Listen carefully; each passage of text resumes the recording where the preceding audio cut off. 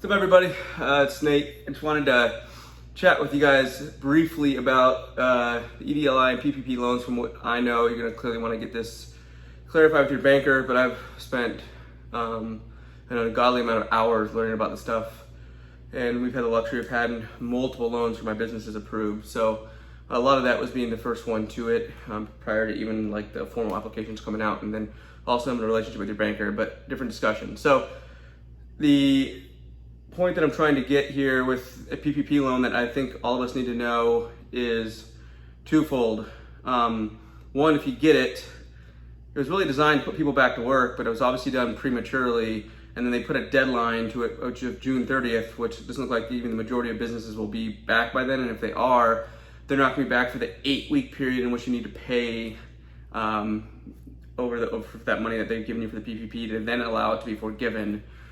So the next thing you need to realize is if that is the case, you need to decide if you want to utilize that as just a loan. The problem with doing that is based on the size of that PPP loan, it only is amortized over 2 years. So if you get a $50,000, $100,000, $200,000 loan, it's a 2-year loan, so those payments are going to be very high, irrelevant to the fact that it's only 1% interest.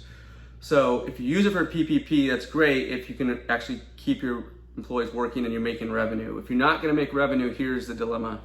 One, you're gonna have to be really strict to make sure it's forgiven, and then two, you gotta realize that, and I'll write this out on a whiteboard so you guys can see it on another video. But employees are getting between $300 and $400 a week, up to $450 on unemployment. Okay, they're getting an additional $600 through the stimulus, so call that $900 to $1,000 a week that the majority of employees are getting out there. That's $50,000 a year.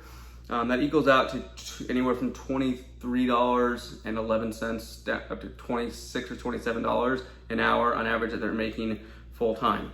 So if you have employees making less than that, now you have the potential of having the issue of them not wanting to come back to work. As an employee, you have to realize that's a very short-sighted way of looking at things, because that's only going to last, that extra $600 will only last till July, I think the end of July.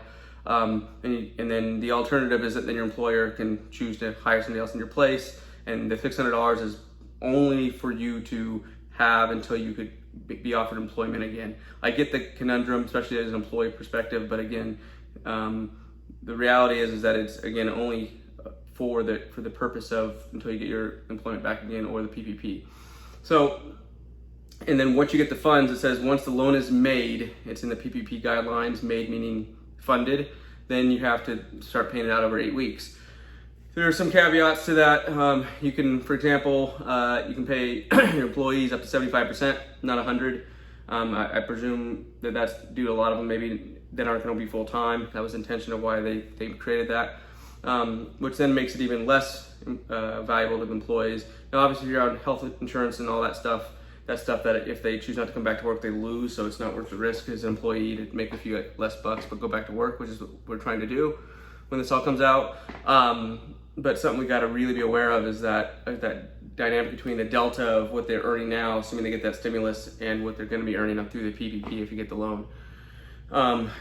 Because the funding ended so early, there's a lot of assumption that extension might go past June 30th for the 8 weeks, because even if the Fed, Congress and Senate agree as of tomorrow or Monday, based on when this rolls out, that there's more money to be spent, it could take a couple weeks for it to get funded, which still is going to then be less than the 8 weeks between when you get funded and when the extension or when the deadline is, right? So basically, if it ends in June, you get the funding the first week of June, you have less than 8 weeks to spend it. So theoretically, they're gonna have to make a new policy or a different rationale on what you can do to extend that term to spend that money.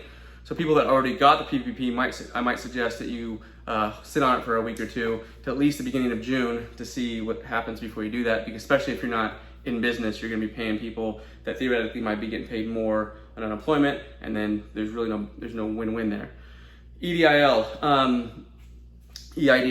apologies, is obviously a much more valuable loan for a lot of businesses, primarily because it's a 30-year loan at a low 3.75% interest, and it can really help with cash flow, right? And so my suggestion for people that do get that loan is obviously don't go buy a bunch of new stuff.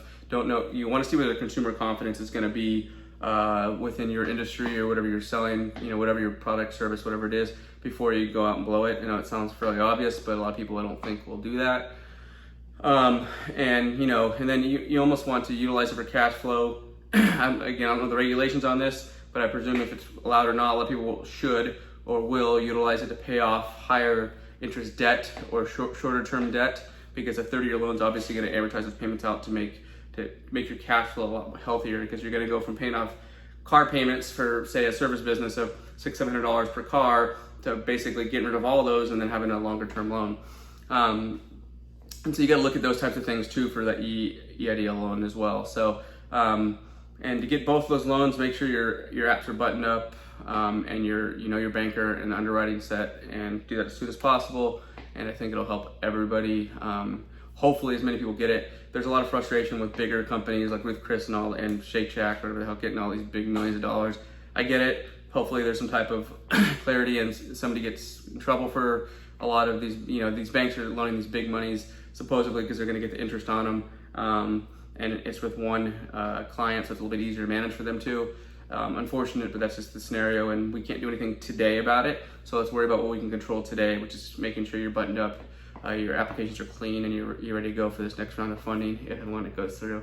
And then just prepared to, when you're ready to open, that you know how you're going to utilize it. Be very smart about that. Have a CPA. Don't try to do this yourself.